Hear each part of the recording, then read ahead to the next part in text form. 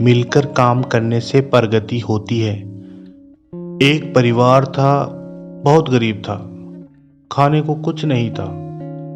काफी खोजा कि काम मिले, मगर काम नहीं मिला। परिवार में 2 बच्चे और बीबी थी। एक दिन उन्होंने सोचा कि इस गांव में काम मिलना मुश्किल है, चलो कहीं और चलते हैं। इस इरादे से वे एक दिन गांव छोड़कर चल दिए। चलते चलते रात हो गई, रास्ता भी जंगली था। उन्होंने सोचा किसी पेड़ के नीचे रात गुजारी जाए। आदमी ने अपने एक लड़के को लकड़ी चुनने तथा दूसरे को पानी लाने के लिए भेज दिया तथा बीबी को चूल्हा बनाने के लिए कहा और उसने जगह साफ कर दी। चारों ने अपने अपने काम कर दिए। चूल्हा जलाया गया, पानी गर्म होने लग गया। पेड़ के ऊपर एक हंस रहता था। वो सोचने लगा, ये लोग कैसे मूर्ख हैं। इन्होंने चूल्हा तो जला दिया, मगर इनके पास पकाने को तो है ही नहीं कुछ भी। हंस से रहा नहीं गया। उसने उनसे पूछा, तुम्हारे पास पकाने को क्या है? वो आदमी बोला, हम तुझे मार के खाएंगे। हंस बोला, मुझे क्यों मारोगे? आदमी बोला, हमारे पास न पैसा है और न ही राशन, तो ऐसे में और क्या करें? हंस सोच में पड़ गया।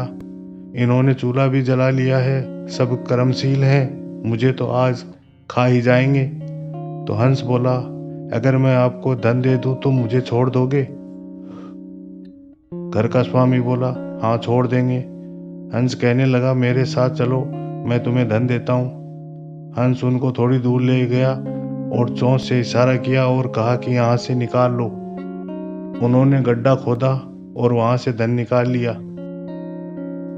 उन सभी ने हाथ जोड़कर हंस का धन्यवाद किया और वापस अपने गांव आ गए और खूब मौज से रहने लगे। अब उनके घर में किसी चीज की कमी नहीं थी। पड़ोसी ने देखा कि इस परिवार के पास ऐसी कौन सी चीज आ गई जो इनके पास इतना कुछ आ गया। उसने छोटे लड़के को बुलाकर सारी बात पूछ ली कि पैसा कहाँ से आया है। उस पड़ोसी के भी 2 बच्चे थे। उन्होंने भी ऐसी योजना बनाई और चल दिए। उन्होंने भी उसी पेड़ के नीचे डेरा डाल दिया। आदमी ने अपने बड़े लड़के को कहा, लकड़ी लाओ, तथा छोटे लड़के को पानी लाने के लिए कहा, परंतु दोनों आनाकानी करने लगे। बीवी ने भी कहा कि मैं थक चुकी हूँ।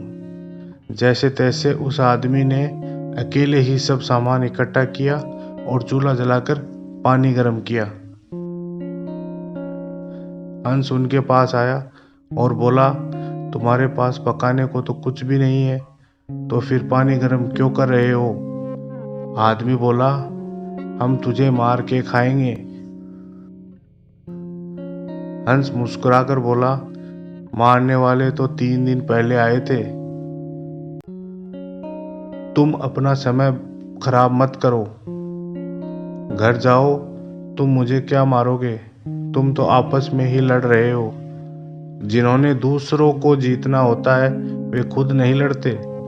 संसार का नियम भी ऐसा ही है। जिन लोगों ने तरक्की करनी है वे मिलकर चलते हैं, और आज भी संसार में उन लोगों का ही बोलबाला है जो आपसी तालमेल में रहते हैं। वे ही समाज रूपी हंस को जीत सकते हैं। दोस्तों, कहानी अच्छी लगी तो लाइक करें और चैनल को सब्सक्राइब करना ना भूलें। धन्यवाद।